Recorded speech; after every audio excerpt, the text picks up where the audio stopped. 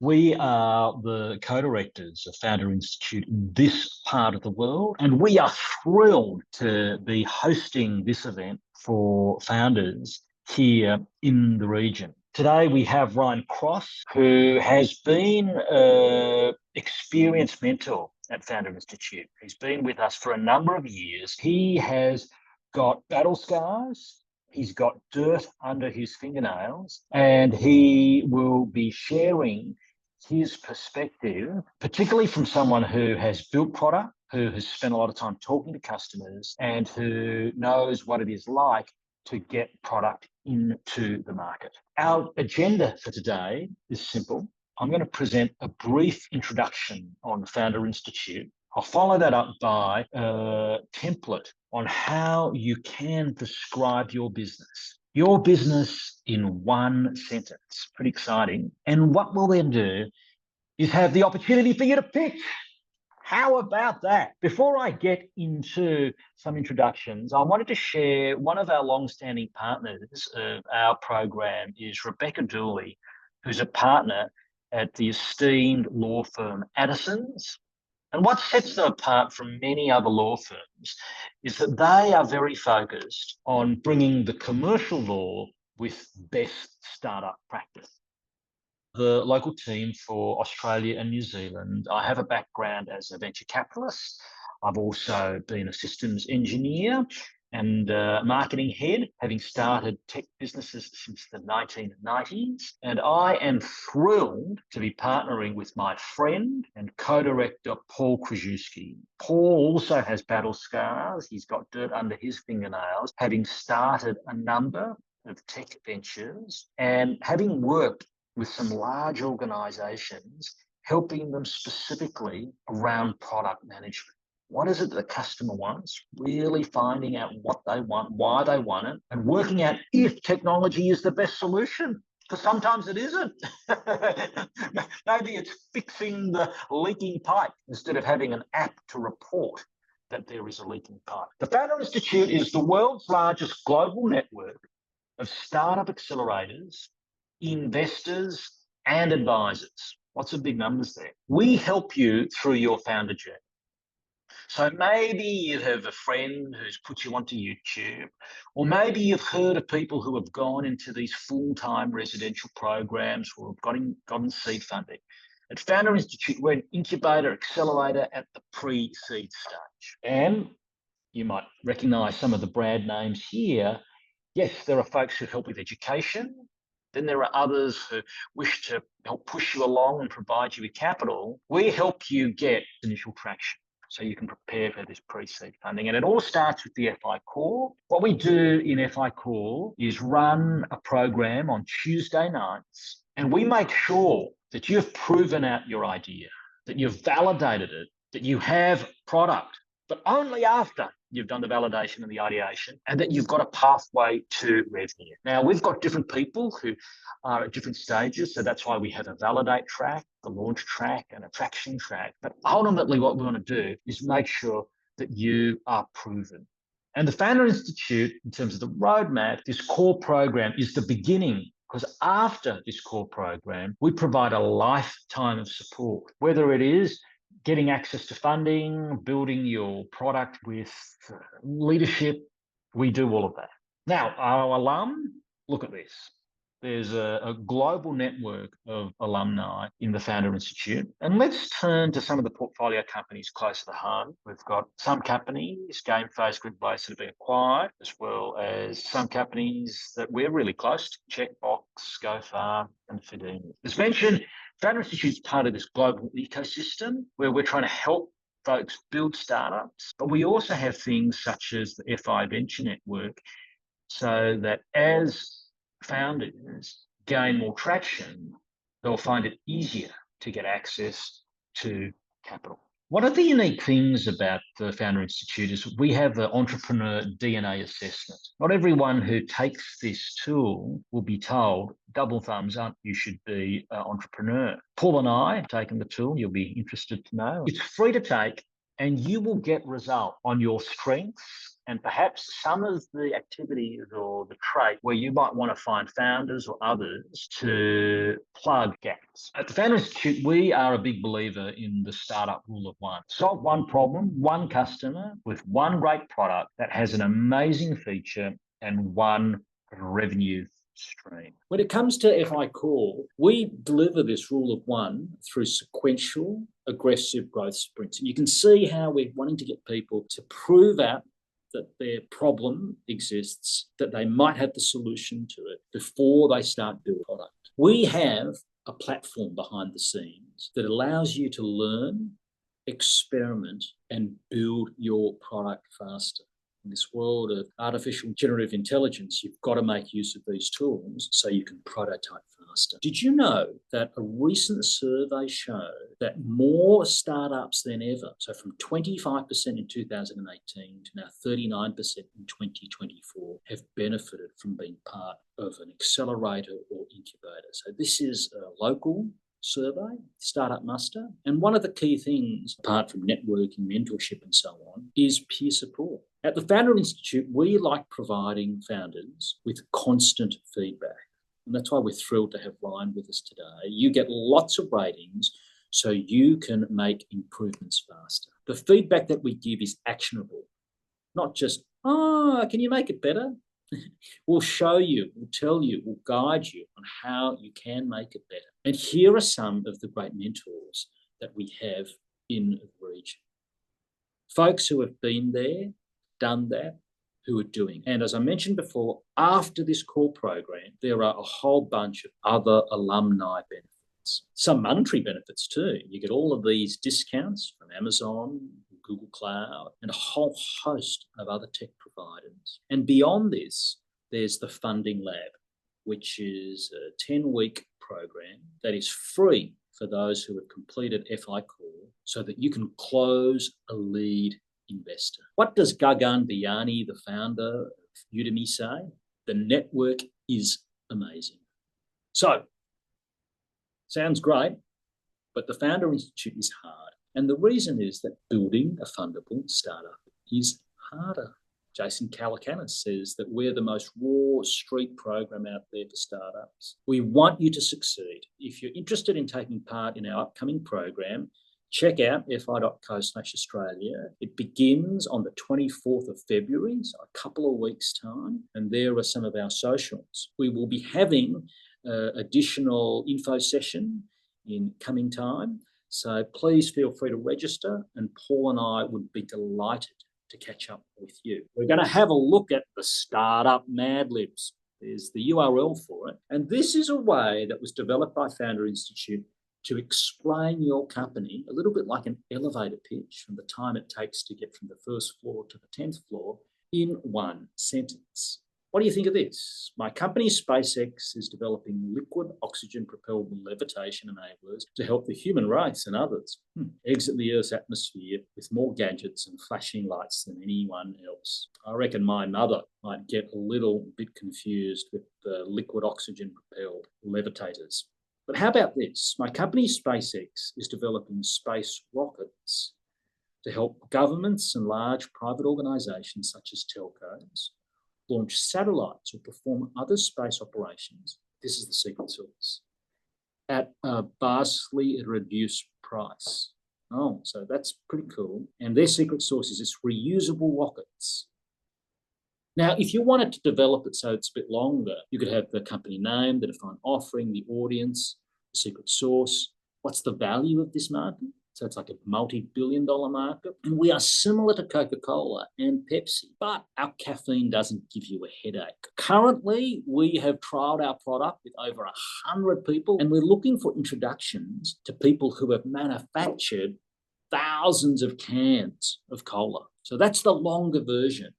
I invite you to use one of these pitch templates to really clearly explain your business. And if you've got any more questions, please reach out to us. My company, Vitrine, abbreviation for Virtual Trade Intelligence, is developing a digital platform for integrating all the services in the export supply chain, from export marketing, export empowerment, export readiness assessment, to trade intelligence, provision of trade intelligence, provision of multilingual export marketing, digital marketing websites, as well as later on down the track, management of the logistics and the payment and delivery of the export products. We developed this platform in the last 3 years. We provided it to the Tehran Chamber of Commerce as our first client with 28,000 vendors. And we integrated all those vendors into the brand originpersia.com, and with a contract that was to supply it at least for 5 languages. What you're talking about sounds like a really comprehensive aspect of data and a lot of different integration, different service providers. One of the challenges often with those kind of solutions is finding a foothold into the market. Where do you think your first industry or lead market's going to be? Where do you feel like you're going to hit that first toehold? I've already discussed with the Ministry of Economy, United Arab Emirates, and they're happy to provide the physical and digital infrastructure for tackling actually general trading, all kind of products that transits through the UAE. And the market size is around $622 billion total. Are you going to be selling the solution to governments, or where do you see that being something that who's going to be your main customer? Any manufacturer, exporter, importer that wishes to use our platform for multilingual marketing, and then the trade intelligence products that come after it, logistics management after it. It's like half governmental, private. It's Chamber of Commerce. So basically the Chamber of Commerce they have all these exporters already there signing like one Chamber of Commerce, which we did as an MVP, as a pilot, the Tehran Chamber of Commerce. Vendors already, you can sign them on and go from Chamber of Commerce to Chamber of Commerce. Obviously, the Chamber of Commerce has value in seeing the analytics of all of that at an industry-wide or at a geographical level. What is the benefit for an individual business to sign up to this platform other than potentially government incentive or government regulation? The same platform which is already doing business is Alibaba.com. Mm-hmm. It's a multilingual export marketing based in China, but there's a lot of incentives in terms of people that want to do local trade for specific countries, which are trade hubs. For example, UAE is a trade hub, and it will be the major trade hub in the next 5-6 years. Hong Kong, Antwerp, all these big ports which are around the world, and they are trade hubs. They would love a platform that acts as an importer and an exporter. So we act as a digital export management company. I would try to work out who has the particular problem and understand what is the problem they're facing. So, for instance, is it someone who is the manufacturer of widget X who wishes to export to country Y, and the manufacturer of widget X does not know how to do that? So try to be very clear, because you've made mention of chambers of commerce. Using channels to distribute product or software can work, but if you're doing something brand new, my experience has been using channels can be very, very difficult. What you're saying is going to need to be changed a lot in terms of how you message that to different audiences. The way that an individual company actually understands the value of that platform and the value of being part of that is going to be hugely different to the value that a Chamber of Commerce or other people are going to highlight. Hi everyone, my name's Kim Blees. Millions of women feel unfulfilled and disconnected from themselves and their purpose. This leads them to feeling overwhelmed, lacking self-worth, and seeking authentic and relatable guidance in their search for deeper life meaning. Fierce Truth Media solves this through our all-in-one e-healing website and app. We combine premium content, e-learning, and personal development tools to guide women 30 to 35 on their spiritual journey to holistic wholeness. I've mentored thousands of clients, and I deeply understand our audience needs. We've been beta testing our new platform since last year, gathering valuable insight and also validating our concept. Despite having zero marketing budget, we've attracted early readers from across Australia, the US, and the UK.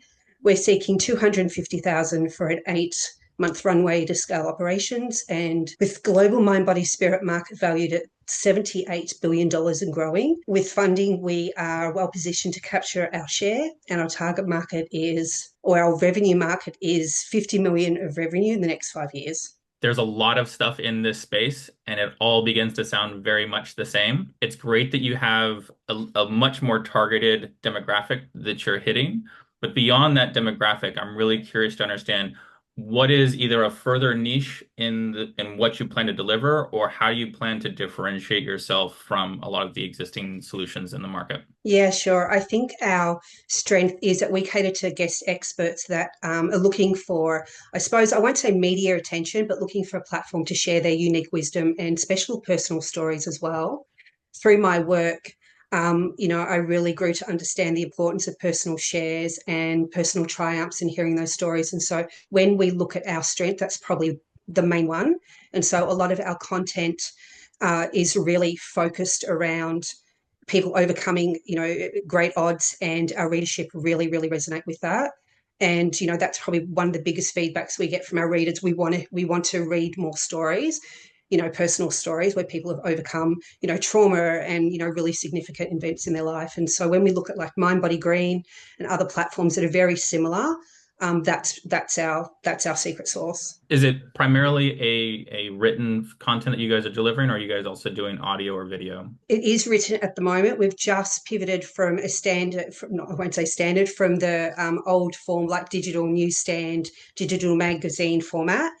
And so our content will be, all of our articles essentially in blog form, and future content, and also lead e-learning as well, and so courses. And so think sort of Udemy meets Mind Body Green. One of the things that you will find really powerful, that part of the reason why people want to hear more of those personal stories, is they also want to have that kind of relationship to other people, and they also then want to have a really strong sense of community. And I think that because of that, I would play on that aspect much more strongly.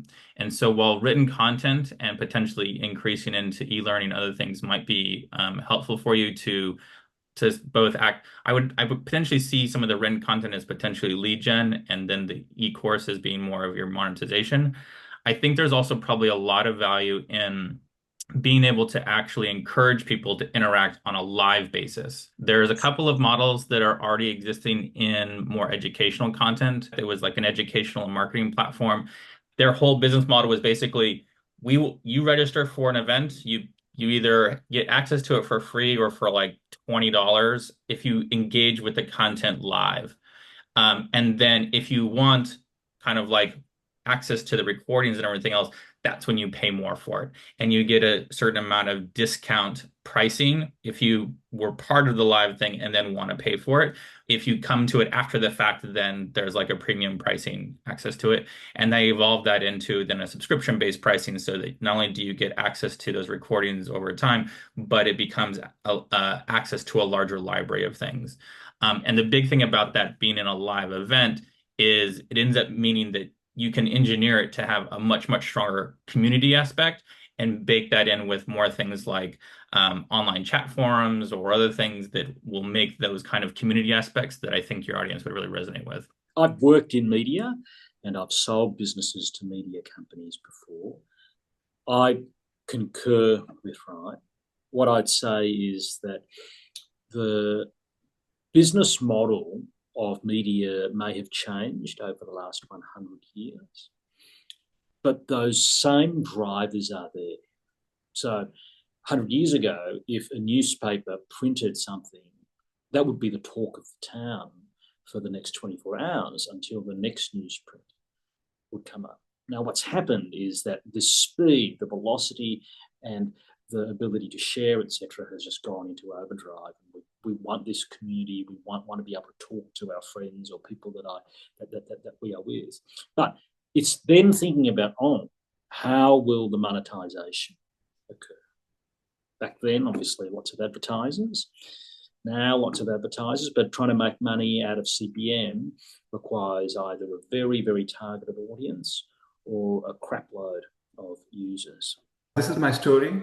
1 year ago, I decided to put solar on my rooftop. Mm-hmm. Took 1 year to do the research, information overload, reach out to aggregating websites, got harassed by so many people. There was a lack of trust. In that 1 year, the electricity rates went up twice. I was paying $150 every month. It went to $160 every month. Now, the third rate increase was announced end of June. That is where I decided I'm going to pull the plug, going to ask my friends. I posted on a couple of WhatsApp groups asking anybody who's used Solar for 2 years, they like the person, give me the contact. That happened on Monday. Next Monday, I had Solar installed. Next month, my bill dropped to $15 every month.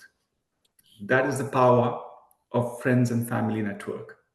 In this whole world, digitized world, when there is Airtasker, Hire Hubby, Servicely, you name it, High Pages, Yellow Pages, Google reviews, that is information overload. But most importantly, there's a big mistrust. I guess the thing I would say is this idea of friend referrals and friend marketing has been attempted multiple times. It's not new in that context. It has a lot of problems at scale because as soon as you scale it, all of the personal incentives that work on an ad hoc basis disappear. And so I think that would be my first question and give you a little bit more time to elaborate on your business model. What is the model that you're looking to incorporate that is going to continue to build on that without disincentivizing the underlying friends and family structure? The new trust is the phone book. And that is what we are going to utilize to build a friends network and make it a viral network effect kind of a thing. The second important aspect in this world is now people are getting more local. And that is what we are going to tap in. And the difference here is the first level discovery, which is easier. There is a market, Ryan, to your question.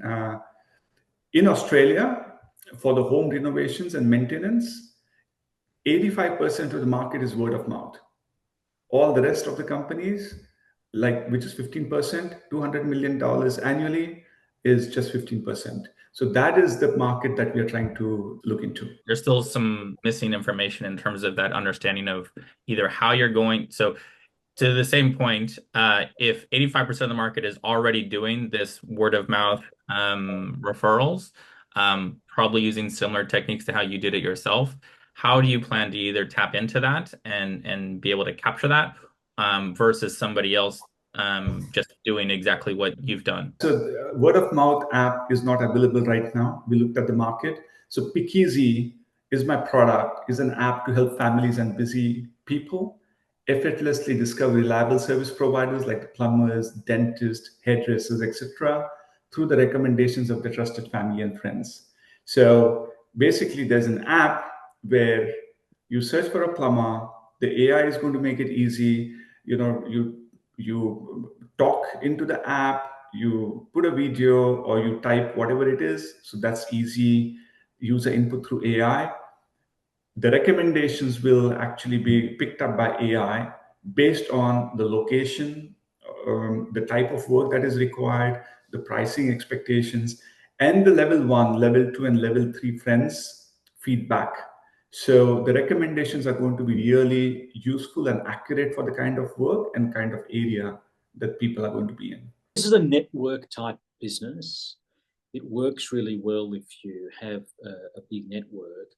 My big question around this, and maybe it's more than a rhetorical question, is how can you build this or test this at a level of scale? So it doesn't need to scale to millions and millions of people, but how do you test it so that it goes beyond 50 people, goes beyond just your immediate phone book? And what is the mechanism that you have so people do it again and again? Because I don't know how many times I call a plumber, like once a year, once every 2 years. So it's like, what are the things that people need or the services that people need more regularly so you can test that mechanic? Beyond needing to test that on a kind of unit level basis, I think you just want to give a little bit more thought about how you want to narrow down your solution, and part of that is also narrowing down your messaging. For example, with the story that you just used, I might start with just the solar industry. Start there and see if that actually is something you can get traction out of, rather than trying to think this entire generic piece, because it really dilutes the value that you're providing. My name is Dushko Pradovic. My company, Scalastro, is building Orion's Belt, an AI-powered platform to help K-12 schools save teachers time and retain staff by automating lesson planning, student performance reporting, and simplifying parent communication. My first question then is, beyond using AI for that, who are you actually planning on actually selling this to? Are you selling this to teachers? Are you selling this to parents? Are you selling this to schools or school districts? Who's the primary To schools, purchaser? to schools, yeah. So we're targeting first, we're starting in Australia, and there's 3 types of schools. There are Catholic schools, independent schools, and then there are government schools. So we're going to target all 3 in different stages. So our main customer is the school. We're a B2B subscription model. My main bit of feedback is I think that would be great, knowing as well though that the sales cycle for schools is extremely slow and extremely hard. I think that you can continue to use that as a North Star, but I would encourage you to find ways of targeting teachers directly and potentially parents and finding a kind of bottom-up approach to getting into the market so that you can actually then provide pressure on the school districts and the schools themselves to actually realize that, 5, 10, 15, 30% suddenly are starting to use this tool and to see that it's something that they should actually buy and engage with directly from additional benefits. Yeah, that's true. So they are an ambassador for us. Like, we're using teachers as ambassadors, but not so much as customers. So we don't intend to sell to teachers. We intend to use them as ambassadors to get us into their schools and ultimately sell to the schools. Because the B2C approach. I have invested in a portfolio company that had sold to schools. And let me tell you, in the very early days, trying to get a school to buy is awfully difficult. Yeah. I would say you're looking at oftentimes like an 18 to 24-month sales cycle to get into a school. If you haven't already, look up the Atlassian kind of like sales model, how they essentially shifted.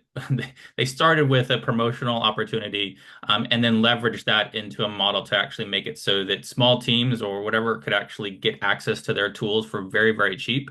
And then from there, they use that to pressure and get it into organization-wide systems. It's not a perfect analogy for what you're trying to do, but it's a stronger model to get you started. With Level Up, the parenting software solution, we are focused on parents. If you see in recent times, there's a growing number of single mothers, single parents as such. There's a lot of issue after COVID. There have been a lot of cases of separations, which is causing challenges with raising children. And nowadays, with digital enhancement, everybody's looking for a digital solution. They want to get their kids off their backs. The school summer holidays, there's so many programs. The parents are just looking to get rid of the kids. So we are looking to make that bonding come back with our solutions, where we are providing parenting assistance in our software solution, which will be an app which is powered by AI, which will be a learning model, which will have been already trained, a custom model trained on parenting, holistic parenting development fundamentals. This will help parents to get through solutions in terms of panic situations. You're not always able to, my son is giving a tantrum, I'm in a public space, I want to burst out, I can't do anything, I just want a time with myself, what should I do? Everybody's going to judge me. So situations like this, you don't have time to call someone to help.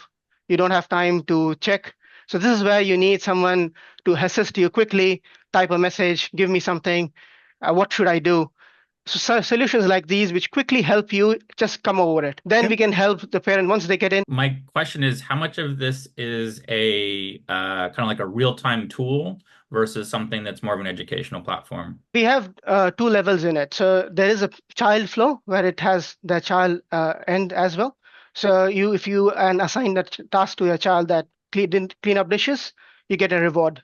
The application has that reward system where the parent can know.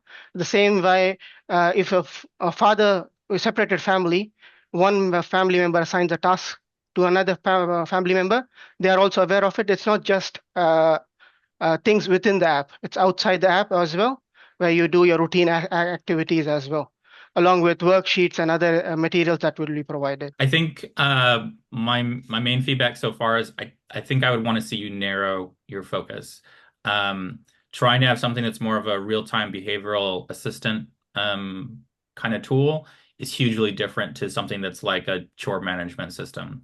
And it's definitely possible to grow into these other areas. But particularly if you're going to be selling to parents, you need to be really focused on exactly the value they can provide. It needs to have, that kind of like 1 to 2 sentence piece of value. They need to capture that in that piece. It can't have the generic, almost kind of corporate style description of a solution for this, this, and this. It needs to be very, very specific to how parents are going to interact with it. And you need to also take a stance on what that type of parenting is going to be. Because even though I don't have kids, I have a lot of nieces and nephews. Everybody's parenting style is a little bit different. And so needs to be able to make sure to incorporate that. And maybe that's part of what your value proposition needs to be part of.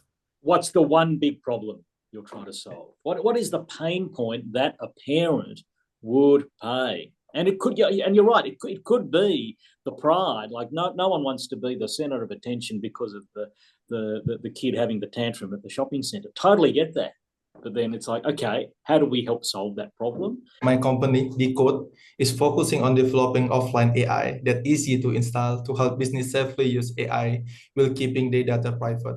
Our solution is designed to run AI smoothly on low-spec PC with minimum run around 8 GB that gaining knowledge from uploaded managed document in specific folder.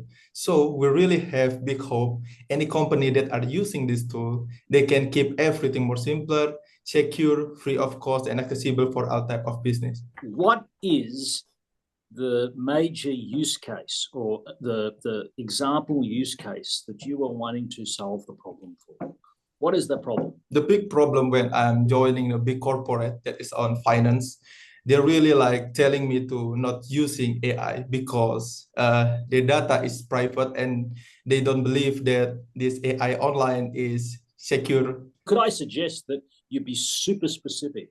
So in the finance company that is reviewing a credit application, being super specific instead of, oh yeah, when the company's doing stuff. A big four bank on Indonesian, they are refusing to use AI to like finding some like conclusion for every document that they have because they are scared about the security that AI that they use on online.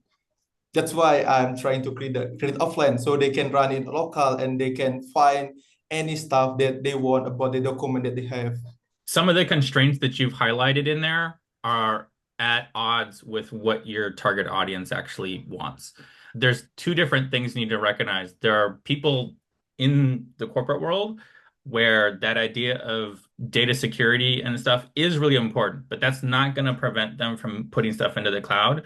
And what they're going to be looking for, data security and data assurance solutions, they're unrelated to that. Having something that's going to be offline or something that they have more control over, the idea of having constraints around low spec machines is unlikely to be a problem for them because they will prioritize having that security be in-house and therefore they're willing to pay for that premium. So low cost machines are probably not going to be the limiting factor for them. The big thing that you're going to want to actually, to Ben's point as well, there's already existing like quite relatively mature solutions from an open source perspective to run those kind of systems in an open source way directly on a lot of just even consumer level machines, not even server level once you get into that any developer is going to be able to implement if asked to. So what I would encourage you to do is to think about how can you package a specific use case or series of use cases into a thing that people can actually do offline and make sure that then you can actually highlight the value add that they can do and how they can also create personal benefits to it. So whether they can tune the model themselves or otherwise ingest their own model and have it actually increase the value from them at that point. You need to be able to also show them from a speed perspective, you want to get them to value out of those kind of pre-training tasks very quickly. So less than a week, ideally. I'm Pete Dakin, the founder of Pramana People. We've created an online platform that, for the first time, integrates two separate worlds into one, if you like, the world of psychometric insights and the world of what is known more as the all-in-one platform, each of which until now have been able to operate independently, even though they often share a common customer. So we've reimagined how individuals and professionals and organizations can access and benefit from deep human insights by combining our unique and market-proven psychometric tools with everything else that professionals need to market themselves more effectively as they find and support new clients. We've even got features for use at enterprise scale, and we're disrupting the traditional pay-as-you-go psychometric sector, plus the all-in-one platform space in different ways, creating what you could call a whole new universe where valuable human insights intersect with professional development, personal transformation, and business growth, all enhanced, if needed, by AI assistance to ensure that everyone finally has the equal opportunity to thrive. All-in-one is a generic term that can apply to a lot of things. So I'm really kind of curious, when you talk about all-in-one, what specifically do you mean by that? Build your own website, create bookings, schedule like Calendly and Acuity, build a website like Squarespace and Wix, generate leads, operate with a CRM, handle your business finances like invoicing, creating and managing payments, email marketing. So you probably want to reframe that as either business in a box, or particularly you might want to say all-in-one solutions for individual consultants, rather than, because for example, what an all-in-one solution looks like, for example, for a larger corporate or for other kind of industries is very different. So you want to be a little bit more precise about what you're talking about. Fair comment. Who are your customers? It's still, for me, unclear. That's exactly why that answer is important, is you need to be able to help them through that, who that is. One customer. The number one customer for this use case would be the growth and development professional. Could be a life coach or a leadership coach, business mentor, somebody like that. Okay, cool. Yeah. I think it's super helpful when describing a business, particularly to a general audience, to be clear.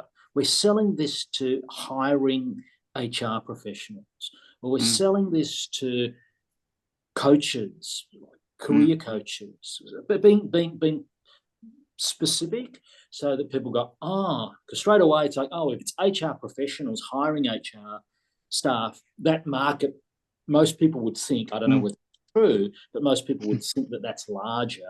It goes back to what I was saying though as well. You need to be specific in what you're targeting, because, for example, an all-in-one solution for a life coach and all of the things that they need is going to be very different to what a solution is going to look like for an HR professional within a larger company, right? They're going to want a system that integrates into other aspects of hiring, other aspects of performance management, other things. The idea of having access to a website builder, any kind of accounting or whatever else is going to be actually a hindrance for somebody in a corporate role. That's not going to be the same for somebody that's obviously coaching on their own. So I think that's where you probably want to focus on what either removing the connection to the interconnected system, or making it clear that the solution that you provide adds X amount of value and makes integrating that value into all these other systems very easy and straightforward. My company is jomat.io, and it means what's next in Cantonese. And we're building the next career platform to help university career offices with less than 10 people offload student career counseling and opportunity matching with automated student recommendations and personalized career support. We target universities because they spend roughly $1 million for every 8,000 students on career. And we're similar to Handshake and Career.io, but we focus on user employability, and we can get users hired in 3 weeks. And currently we have US 300,000 annual revenue with 17% quarterly growth, with partnerships from 8 universities and NGO in Hong Kong. So we're looking for partners and connections with universities in Australia or education incumbents to help us break into the space. Are you an efficiency tool for universities, or are you an effectiveness tool for universities? I'd say effectiveness. So why are you more effective than you are efficient? Because being efficient is part of the equation to making it effective. So we try to collect as many data points as possible between the interaction of the school and students. So being able to gather all these information, we can distill most useful information for our graduates and turn it into good resumes and interview tools for the graduates. Right. But I would have thought that effectiveness is ensuring that a greater percentage of students get jobs they want. Is that what you'd call effectiveness? If I can jump in, if I understand your business correctly, Yeah. Sophia, I would argue that the answer to Ben's question is neither. You're an automation tool. Yes. Yeah, we're an You're an automation tool that allows you to pull in data from different systems and to augment the existing data that students can actually pull in from themselves and Yes. package that into both employment outputs, resumes, etc., whatever else, as well as probably using AI and in some cases that human connection to provide personal coaching for them to get into their first job. I actually need to record this sentence you said just now. Very good, Ryan. Boom. You guys clearly already have an existing and working solution, and sounds like you guys have a decent amount of revenue and customers already. My question would be more, what is it you're hoping to get out of FI other than access to Australian connections? I think from the pitch deck Benjamin shared, you're looking to recruit pre-seed startups. I identify ourselves as pre-seed because we only understand the Hong Kong market well, but we don't know anything about the culture, about the market, or any connections in Australia. So to us, pre-seed is anywhere outside of Hong Kong. So that's why I want to be here. Right. Okay. So it's about trying to expand beyond Hong Kong because there's many universities in the world. Yeah, and Australia is one of the countries with most universities. Mm-hmm. Yeah, it also has a good international expectation of international students and other things. So having that connection is probably a strong reason to come here first. My name is Jean. My company is Shift Right. It's providing proactive AI business development agents in B2B space to help small companies that do not have a large branding assets yet to generate enough inbound leads. It also helps large companies where BD and sales teams are separate and their ideal definition of quality leads might be different. So I'd say B2B AI B2B sales agent or BD agent is not a new concept anymore. We are like the players similar to players like YC-backed Artisan in US. But I see our difference in proactiveness. So what I mean by proactiveness is that our AI agents will understand the importance of multi-threading. It will understand land and expand strategy based on any threats, any leads that you or they have already got. And it also constantly work on researching contents of your clients, existing customers, and competitors. So every conversation will be able to trigger some curiosity or FOMO. So we have already had 16 paying customers. We're definitely eager to grow bigger and faster. Don't mean this in a rude way. I'm curious what your background is or your team's background is that provides them the capabilities and assurance to actually deliver on those feature sets. Yeah, so I'm ex-LinkedIn. I used to lead new customer acquisition across Southeast Asia for a product called Sales Navigator. Cool. Yeah, I think that's going to be one of the things that you probably want to lead with or be able to incorporate in your pitch on a personal level, only because it adds enough credibility and that anybody who's actually in that lead gen space, they're going to probably be pretty familiar with LinkedIn Sales Navigator tool. Yep. And that automatically orients people into the type of work that you do. And therefore being able to also provide, indicate that you have the ability to actually go above and beyond the existing tools. I would concur. And if there's even a very short line that you say, such as, look, I used to be at LinkedIn, responsible for the Sales Navigator product, or I worked on the Sales Navigator product in Asia. And when I joined, it had 0 users, and when I left, it had 10,000 users, or whatever the number is. It's like, oh, okay, she knows her stuff, right? Like a lot of things suddenly go tick, tick, tick, tick. There are tons of people in this space now, and it seems like every day I talk to somebody wanting to do the same thing, and people just building their own little agents to do this stuff themselves. Beyond having the enhanced capacity and features that you're talking about, I would also encourage you to have a much stronger and more targeted focus of the types of things that you can do and the types of businesses you want to help. I think that, you started with the idea that you're going to have this amount of benefit for small businesses and this kind of benefit for larger businesses or larger sales teams. I would probably stick with one or the other and go from that perspective. There's a lot of benefits in different places, and where you're going to see that growth is kind of going to be where you focus. The messaging for this stuff needs to be really tight. Better to do a few things really well and say, look, I only am great at the forehand. Okay, well, maybe you should play doubles, right? And you're at the net a bit more, right?